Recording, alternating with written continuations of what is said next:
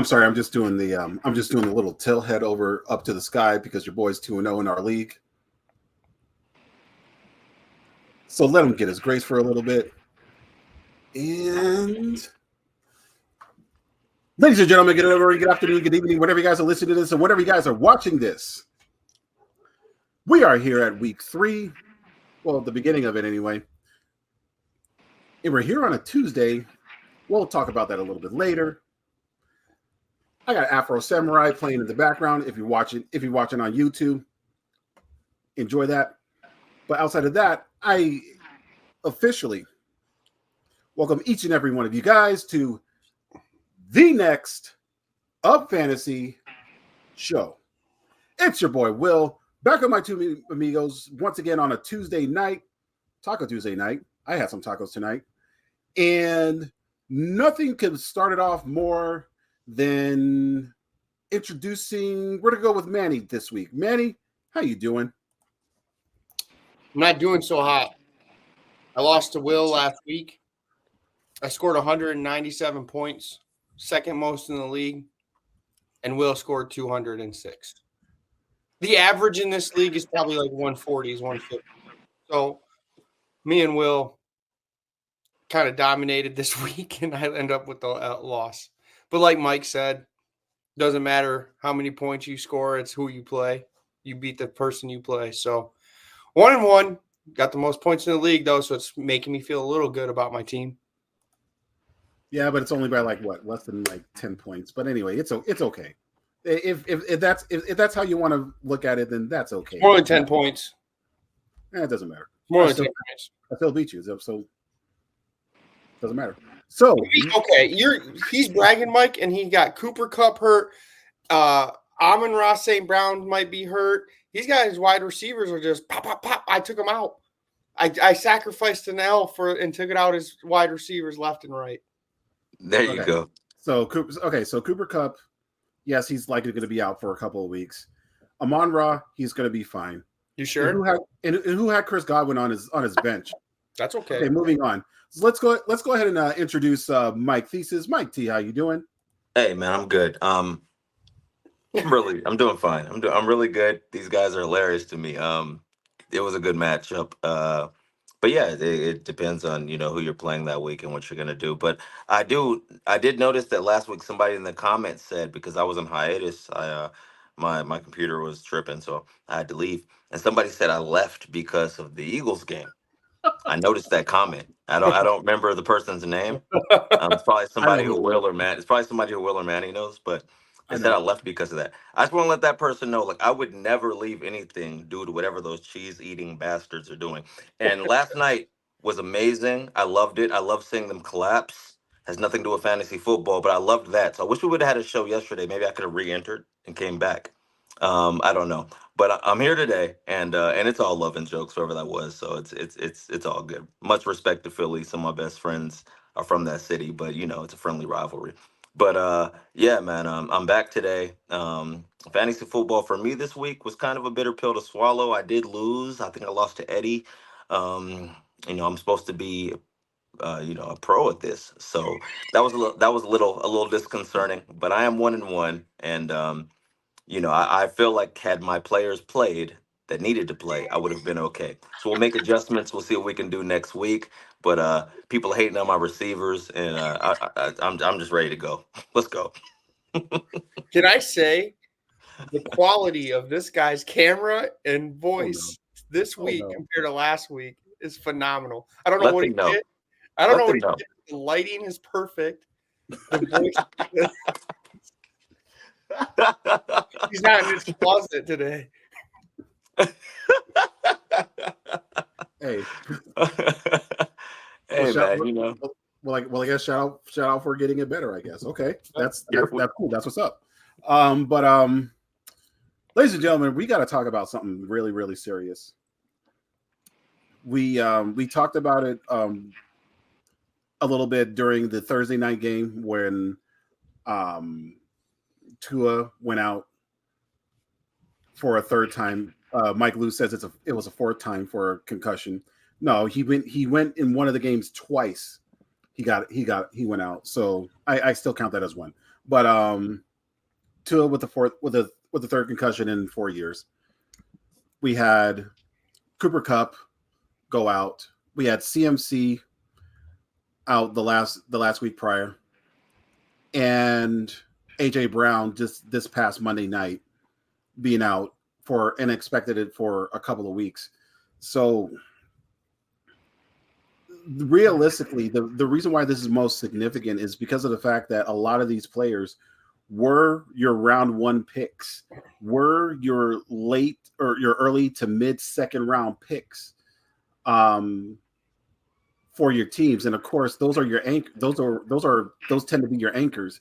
So now there's a lot of teams that have one of those players gone, or 2 of them, or 3 of them. On one of the memes that I did yesterday, one of the people commented on TikTok that he had 3 of those players on the same team that ended up getting taken out. So the question from here is, I'm going to start off with Manny, and this is kind of direct. Is there should we panic? Let's just ask it that way. Should we panic? I would say no. This is where you win actually championships. You go out and use your waiver claims, use your fab money, go out and pick up the players that you think are gonna, step into that role. You draft for depth. If you don't have depth because of injuries, then you're in some big trouble. But you could also do some trades. For example, Deebo Samuel got hurt, right? Maybe if you're really in the need, go trade Deebo Samuel to someone that's 2-0, and get a haul back to kind of fill up a lineup. You're never out of it. Don't stress. It's week 2. It's a long season, so I wouldn't panic too much. And I think that's what we need to emphasize overall. This is only week 2. We're only just getting started. I think I read something where it was like, okay, we barely made it to 10% of the season. Like we're just getting started. Like and just like what Manny ended up saying. Oh wait, I got to do this. You were talking so much about how great Mike's camera is. Look at that, it's us again.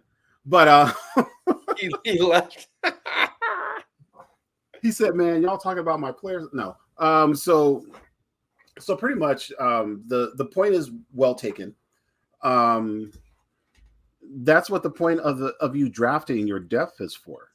Like the players that you have on your bench, you maybe not every single one of them, but a good amount of them, you should have some kind of confidence in that can be able to at least not pick up the exact amount of points that your starters would have been getting, but enough for you to at least stay afloat.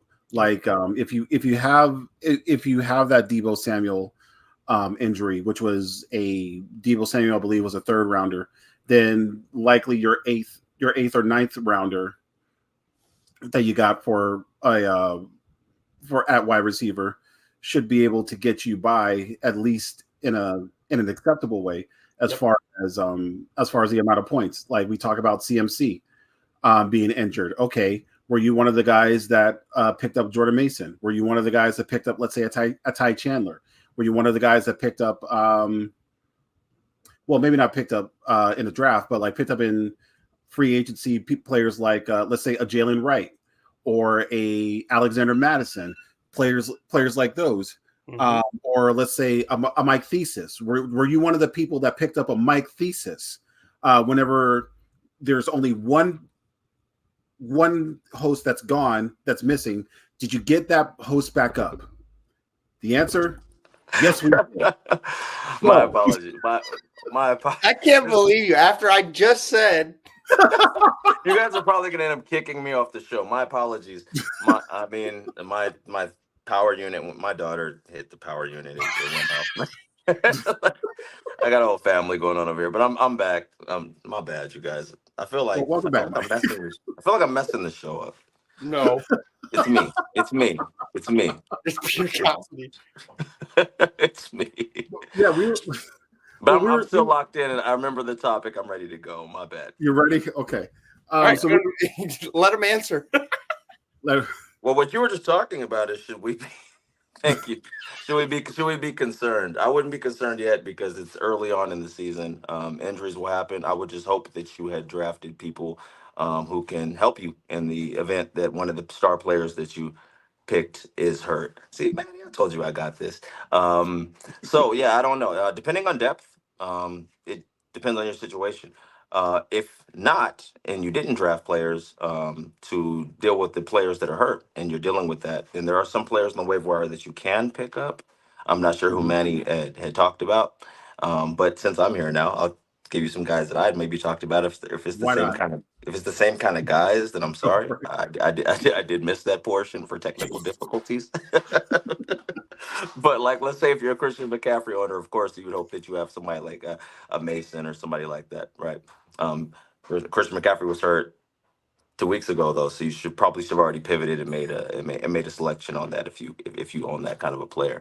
If you own someone else who was hurt this week, who else was hurt this week? I think Mixon ended up going down for a little amount of time.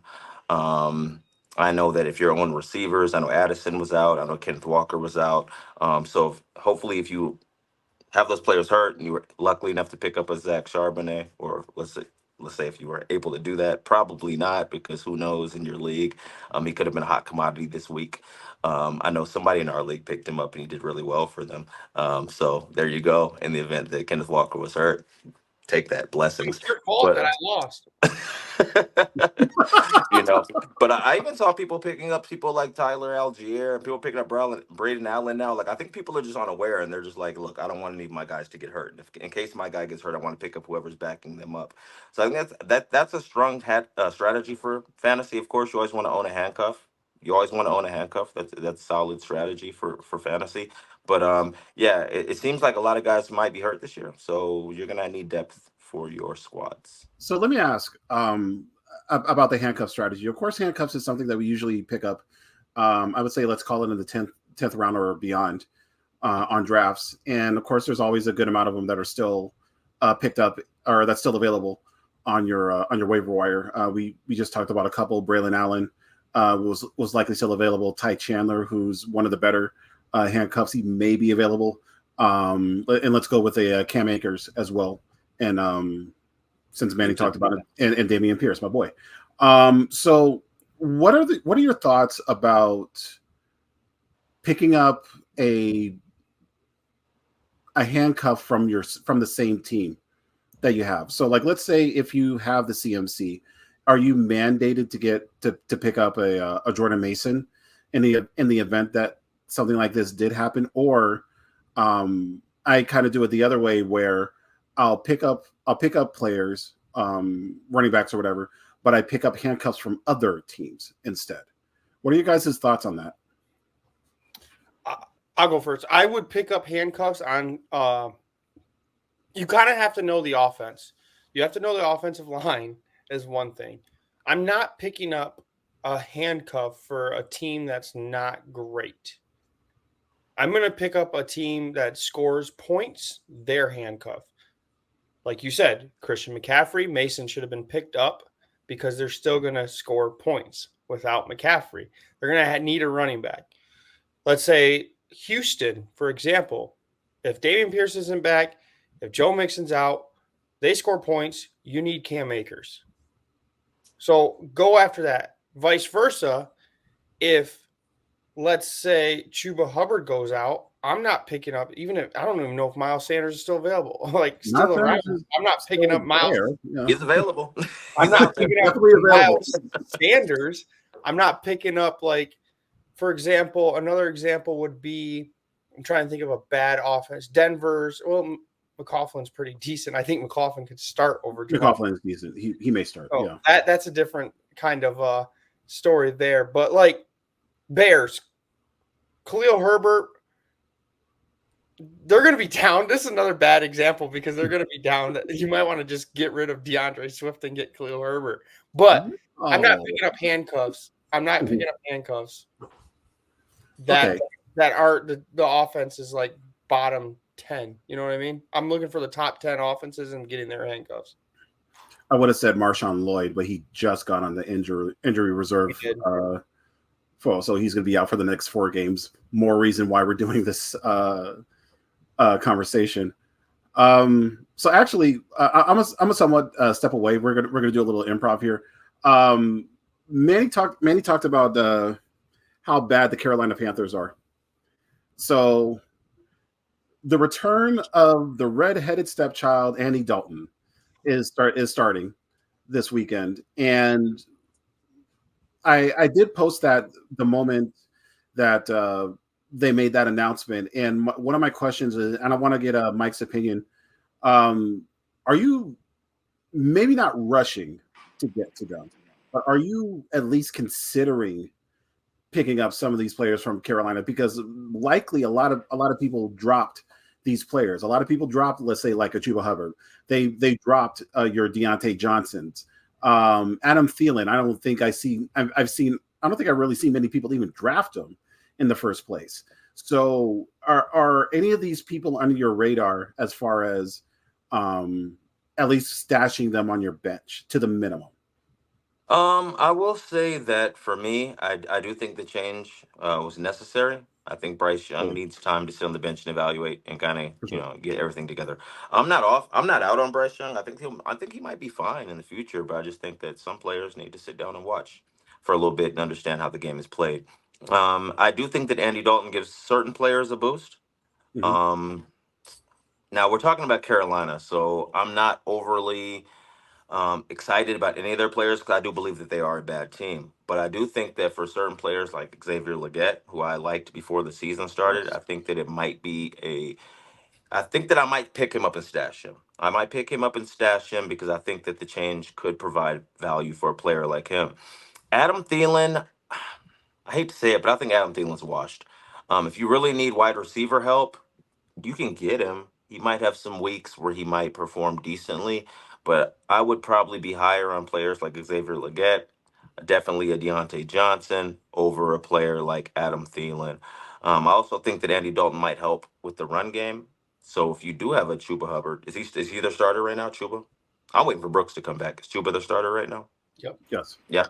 Okay, as you can see, I'm not invested in the Carolina players, so I don't even know who their starter is. But somebody like Chuba, I feel like might benefit from the fact that the ball should be the air game, the passing game should be elevated. So I feel like that should open things up for the running game. They're gonna be able to stack as many in the box as they were before. So I think that should help Chuba Hubbard. But I've never really been a big Chuba Hubbard guy. For me personally, like I said, I'm waiting for Jonathan Brooks to come back. I think that'll be interesting when he's plugged back into the game or back into their Right. system. But yeah, I think it definitely it boosts Xavier Leggett and Deontay Johnson. So I might give them a chance if I needed receiver help, at least for a week, and see where it goes. Fun fact: I believe the last time that I think I read it somewhere. Last time Andy Dalton did start for the Panthers, um, Adam Thielen did end up getting 24. I believe 24 to 25% of the targets Well, for the Panthers. one more thing. I didn't mean to cut you off, Will, but Go for it. another sneaky player I like, but he really hasn't produced. So it's just a nugget. I'm throwing it out there, just to remember for later. I really do like Jatavion Sanders, the tight end there. And Mhm. I do think that with the right quarterback, he could be a weapon. So just I wouldn't pick him up. I'm not saying that. Just keep an eye on him. Maybe flag him as somebody that you might look for in the future if you need tight end help because he's really talented tight end. Hidden gems. I love it. I got him. Manny, your thoughts on the depleted Carolina Panthers? So to go off what you just said about Adam Thielen, the reason why is they didn't have Deontay Johnson, Yes. which is like a ball hawk. I think he's gonna benefit the most. Even with the Steelers, when they had he's been with bad quarterbacks before, right? So Kenny Pickett, Mitch Trubisky, and he was producing. I think Deontay Johnson might be a buy low if you're in a PPR because I feel like they're going to try to get it to him as much as possible. And you could get him pretty much for nothing. And I just think that's who I'm like Mike. Jonathan Brooks, I've drafted everywhere, so I'm just waiting for him to come. I'm scared because I don't know how much he's going to produce because it's kind of going back to what I was saying before, bad offense. And I'm kind of hoping Jonathan Brooks is like a shining star. But even like a player like Bijan Robinson last year was horrible. Not horrible, but didn't meet expectations because of the Falcons' offense. See, I still don't think Jonathan Brooks is going to do anything this year. Like I think where people drafted him, if you were to draft it, if I were to draft him, he would have been my absolute last player to pick. But there was people picking him as early as the 8th round, 9th round. I get the allure of picking him up in general, but to pick him up so early and then for him to stash him for about, I still say he's not going to be back until like week 9, like week 10. Like you drafted your number 1 overall pick in CMC. He hasn't played yet, and he might be out for the same amount of time. Like I guess the reality is like with Brooks, there's nothing wrong with him talent wise. We all agree with him. Well, we all agree with that. But like with a team as bad as the Carolina Panthers, is there really a rush to bring him back? Like, what's the point of bringing him in for like 7-8 games just to get like a little bit of a rush, no pun intended, to when it's something where they're not even going to be playoff bound. So like to play those last 10 games, would you like, let's say if you guys don't get into the playoffs, would you still run him for all those 10 games or at all for his rookie season? To me personally, and like I said, I'm a Texas fan, so I might be biased, but I feel like Jonathan Brooks is a really talented player. I think when he comes in, he'll make a difference. I think he'll show you that when he comes in. So for me, I think that Jonathan Brooks is a player who will be really useful, possibly during the playoffs, fantasy playoffs. And that's the time you really want to win, right? That's when you want to win. I mean, you want to win now so that you can stack up the wins to make it to the playoffs. But I feel like once you get to the playoffs, I think Jonathan Brooks, if he's 100%, I feel like he could be a possible league winner for a lot of people out there who feel the same way I feel. So I do understand what you're saying, and we have no evidence that he's going to come back and be able to do the things that he's done because he hasn't Right. played in an NFL game. So it's a gamble. But I remember Manny saying a couple weeks ago, or maybe it was last week, that you win leagues by kind of taking chances on guys like that. So I feel like he's a player that could possibly win you a league if you're willing to make that gamble. So that's my thoughts on Jonathan Brooks.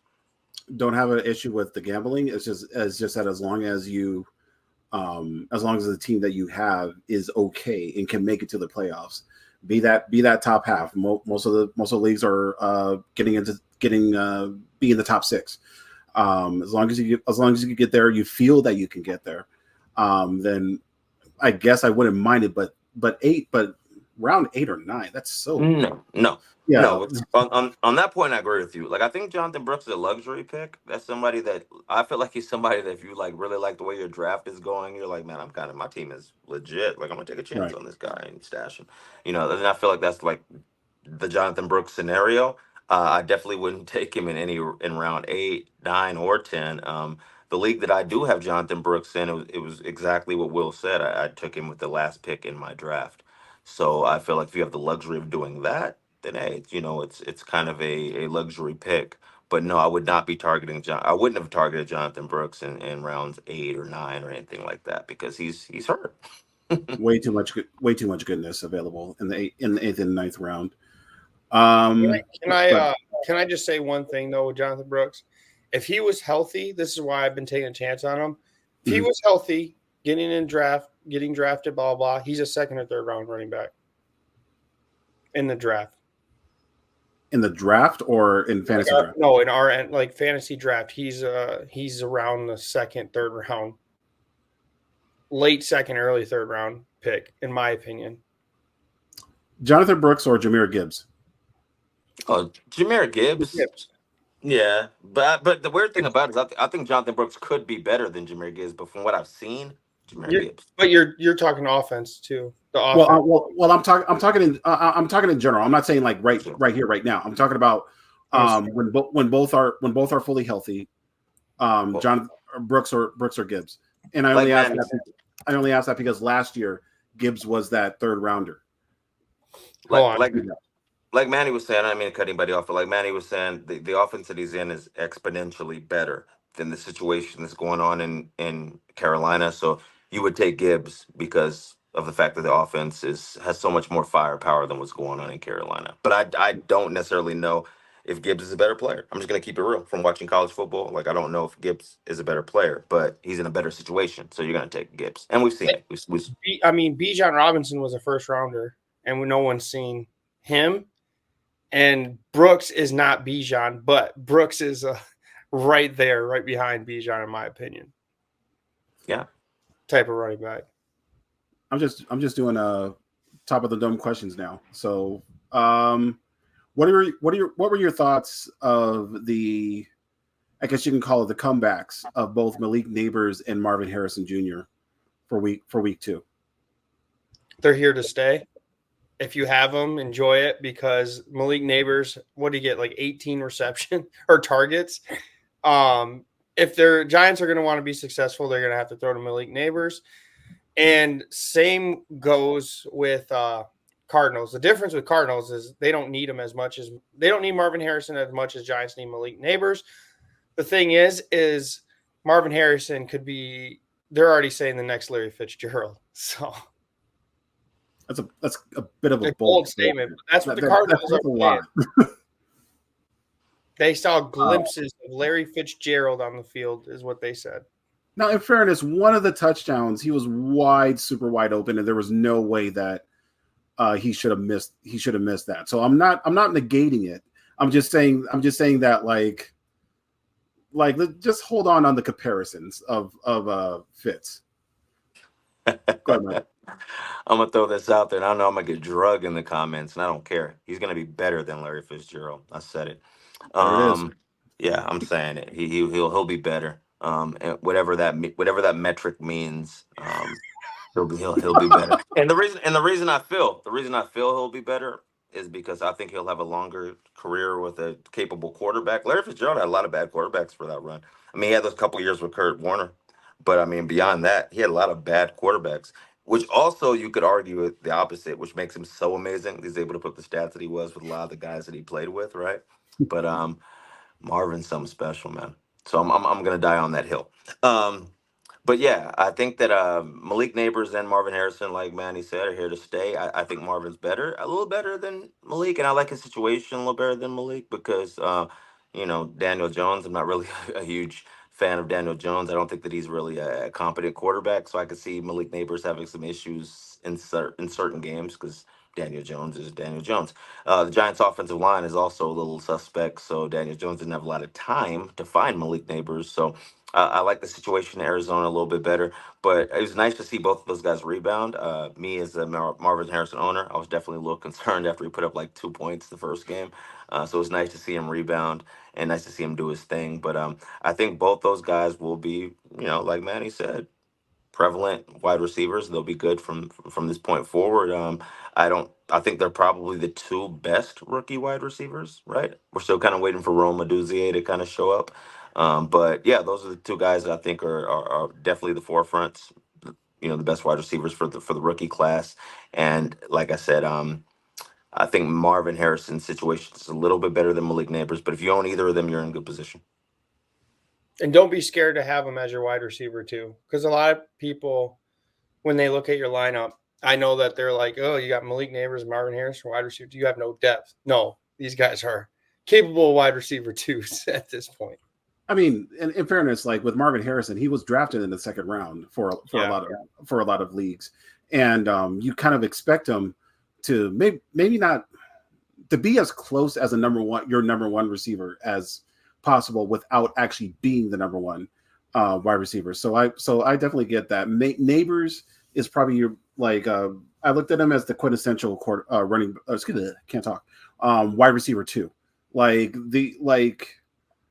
with his situation, he's not in the best of locations. He's in New York, but we all know how talented Neighbors is, and it's the talent that lets Daniel Jones allow him to be able to throw it to him on a consistent basis. He's going to lead the league. He's going to lead the league in targets. I'm not sure about catches. I'm not sure about yards. I'm not sure about touchdowns, but targets, I don't think there's no one else that's gonna be able to top Malik Neighbors. And with Marvin Harrison, I'm glad that with his game this past weekend, I'm glad that I guess his intro, because week 1 sure wasn't his intro, but week 2, I'm glad that he showed up and he arrived.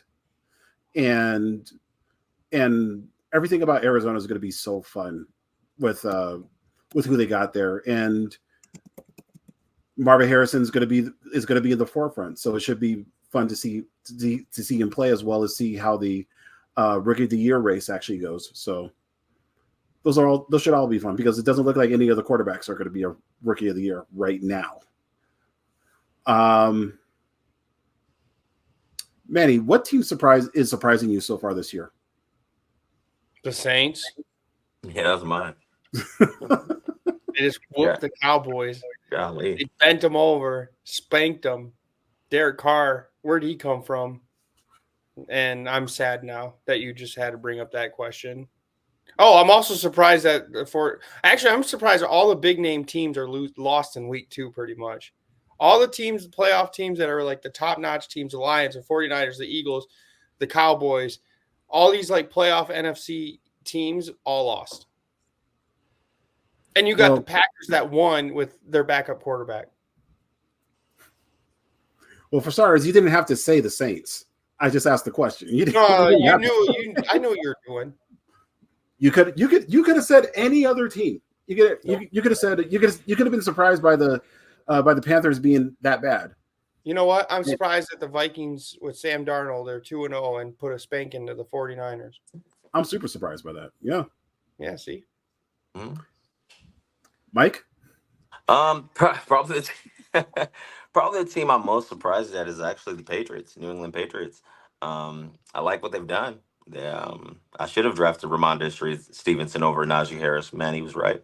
Ramondre looks good, but yeah, I'm surprised at the Patriots. But I'm happy for Mayo, the coach, young coach. I remember when he was playing. I used to use him as an IDP. My league we use defensive players, so happy for Mayo. And I'm also happy that Jacoby Brissett is doing his things. I've always been a fan of Jacoby Brissett in a real football sense. I'm not saying he needs to lead your fantasy team or anything like that. Right. But There yeah, it is. but I've always been a fan of Jacoby Brissett, and I think he's a decent, regular, real life quarterback. But yeah, that's probably the team that surprised me the most. They look to be sound. They're just playing fundamental football, and I didn't have the Patriots being 2-0, so good for them. There's a lot of AFC teams I'm surprised are 2-0. So not only them, you got Pittsburgh, who with Justin Fields. True. With Justin Fields, like, we're starting to slowly see. We said it last year. We saw it last year. We're slowly starting to see what Justin Fields could do without that O-line from Chicago, and he's okay for now. He's not great. He's okay right now. We'll just continue to see how it goes. And also, the team I've been like picking on over and over again, I believe, aren't the Chargers 2-0? They are. They had an easy schedule. Oh, khaki pants. Nope. Over and over again, I've been picking the Chargers to make some noise. They won't. And who knew that we needed Manny's rival, Manny's enemy? Look at who they played. They have an easy schedule. We'll admit that. They were just as bad last year, so that's why they got the easy schedule. They got to play the Panthers. I mean, I live really close to LA, and Charger fans are feeling really good about themselves. But I agree with Manny. It is about it is about who they played. But this year has been weird. So No such we'll thing as see. Charger fans. We'll see. Harbaugh's a good coach, as much as we all hate him. There's no such thing as LA Charger fans. There are, but there's I not. know a couple people out here that'll They, they, disagree they, with they, that, they are, but they're not. They're not. but they're not hardcore. There is. I can't even say they're not hardcore, but there's not really a lot of them. Nope. Most people who live in LA would tell you that they would prefer the Raiders being there Raiders. Yep. other than Chargers. Yeah. So. But I will admit, like there was a time, like I said, if I ever had a bandwagon team I would hop on, it would be the Chargers. Because Really? like I was a fan. I was a Well, decent acceptable fan. Yes. Well, Yeah. what did Cat Williams say? Like you, I don't see why you would be so willing to follow losers. Why did he say that? Cat Williams said. Do you guys remember? You know, yeah, I know what you're saying. I But you would know think who a propensity to follow losers, something like that. Right? you know who I was a fan of? Like not only Junior Seau, God rest his soul. Sean Merriman. I was a fan of Sean Merriman. Lights out. Merriman was a beast. You know who I was a fan of the Chargers were on the Charger tip? Like, of course, being a Texas guy, TCU, LaDainian Tomlinson was LaDainian, of course. Used to love everyone. Like LaDainian was CMC before his time or before their time. He was Arian Foster. He was all those Adrian Peterson. Like those two would practically battle back and forth. LT was he was it. He was special. He was it. But now we're kind of showing our age. We'll do one final question and we'll call it a night here. What player? One. Okay, go ahead. All right, one player, and Mike and Will, this has sprung up on you, so I'll go first. So then you get some time to pick a player. Would you sell high on right now? Target gets week 2. Trades are in effect. What player these last 2 weeks have gone off that you're going to try to sell high on that you should? And if you want, I can go first. And my player is J.K. Dobbins. Of course. J.K. Dobbins was drafted so low in everyone's draft. He is pretty much 50-50. Like, believe it or not, he's putting up numbers, but he's actually 50-50 split carries with Gus Edwards. Gus Edwards just hasn't got the big run J.K. Dobbins has. This is the time to kind of, trade him for someone that you need depth-wise. It takes J.K. Dobbins one more time, slip, and he's done for it. He is injury prone. He's on a high. The risk is there. So why not kind of trade it in right now while you can? And we talked about Gus Edwards and J.K. Dobbins preseason on the first episode of the season. Actually, we talked about how that two is going to fare out. Like we knew that Harbaugh is going to run. We know what J.K. Dobbins can do when he's healthy. And Gus Edwards is practically a damn bowling ball. So we know the capability of the run game for both of them. And yeah, the Chargers did have a really easy first couple of weeks of the season, and they might have one or two more games similar to that left within the next couple of games. So it may be I'll agree with J.K. Dobbins. This is a Gus Edwards podcast. So for me, I'm gonna go Chris Godwin. Like a lot of people had an expectation of Chris Godwin to not exactly repeat what he did last year, but to be like a tad bit better. But who knew that? Tampa Bay's 2-0. So who knew that not only with Tampa Bay being undefeated, that Chris Godwin would be in the top 10 so quickly in wide receivers in PPR with the amount of targets at the beginning, with them actually winning outright and things of that nature. Like I don't think I'm not saying that Chris Godwin is bad, but what I'm saying is like the sustainability for him to still make for him to continue this way with Mike Evans on the team. Like there's no way that it could be continued. Mike Evans is there to score touchdowns and nothing else. Mm-hmm. So eventually Godwin's going to regress. Mike Evans is going to be coming on the come up, and from there the like Chris Godwin would likely just end up being just like your average your average wide receiver too. Nothing too extreme, but just the wide receiver too, just general. Mike, who do you got? You know what? My guy's actually Rashid Shaheed. And not Ooh. because I don't think that he's decent, but you guys took my other guys. J.K. Dobbins was definitely the guy I was going to say to so high on. But I'll go with Rashid Shaheed only because, and I could be wrong. And if I'm wrong, you come back to this, and I'm okay being wrong because this wasn't my top pick. But I would say Rashid Shaheed because I don't think that their offense is sustainable. Right now, they're scoring like on damn near every drive, and I don't think that will continue for the rest of the season. I think their offense will be figured out. And I do think at some point it won't be as effective as it is. And I'm not a huge believer in Derek Carr. So I would say that I don't, right now, Rashid Shaheed is probably like a top 10 wide receiver, probably in points. He won't finish the season there. I don't believe he will. So that's my guy. And that's my reasoning for that.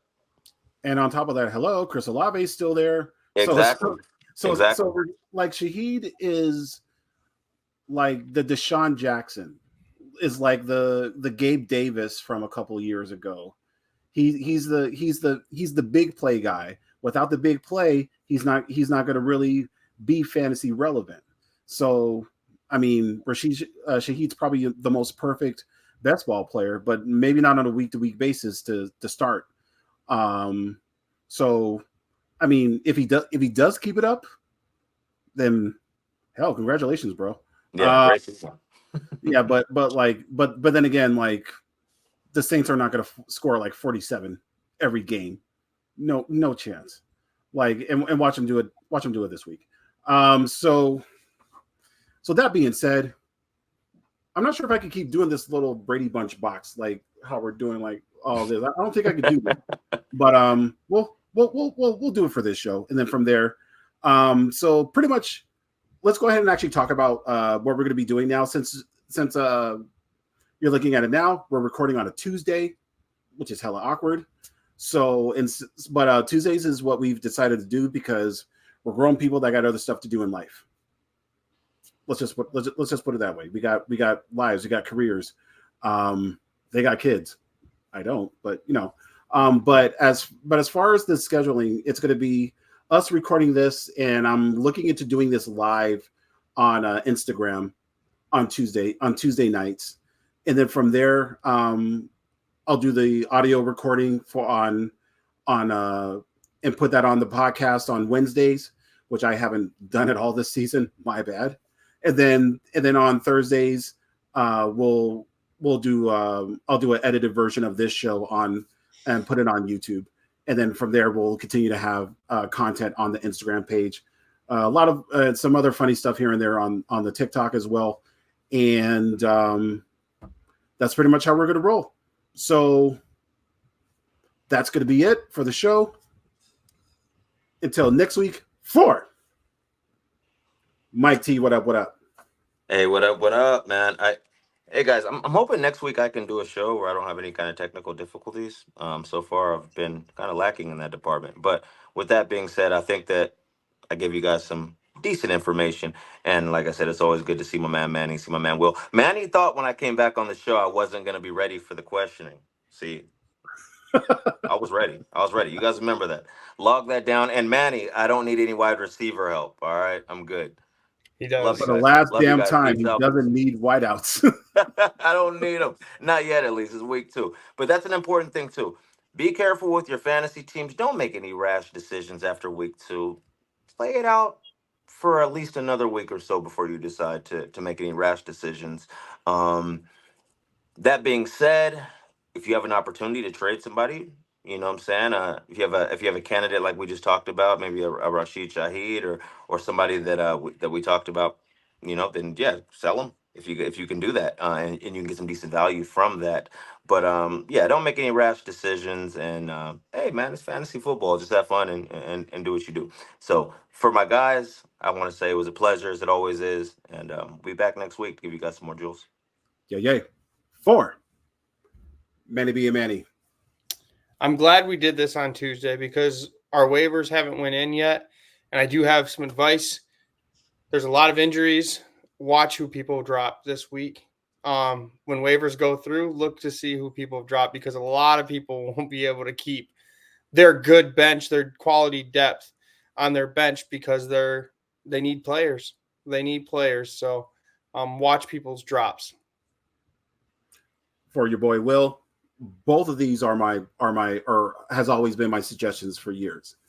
Watch how watch who, what was that?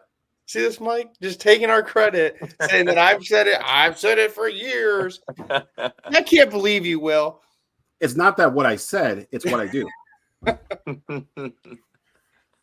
But no, like it's important to see who people are dropping. Just because they're not good on one week doesn't mean that they're going to be continuously to be that bad.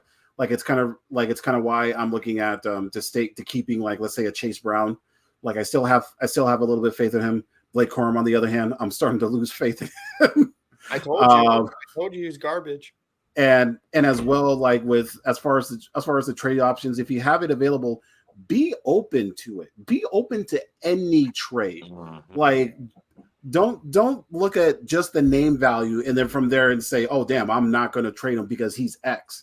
Like instead, look at what what they're giving you can possibly bring to your table. If it gives you better depth on your bench, like I would trade for a starter. I would trade a starter for that if it gives me better depth on the bench, or if I feel that there's a certain player that I was high on or whatnot, and they're willing to trade it for a different player. Like it's all about being more open-minded and looking down the road for it. There's going to be plenty of trade options already, opportunity for everyone. So just keep your eye out, be on the lookout, and you might be surprised at what some people will say yes or no to. You'd be hella surprised. So with that being said, this is your Next Up squad. This is the Next Up Nation. You guys have a good night. Have a good morning. Have a good afternoon. Whenever you guys are listening, whenever you guys are watching. Tourette's, you good? Until next week, you guys have a good night. You guys enjoy yourself. We'll see you next week. Peace. Get the guns. Get the guns. Come on now.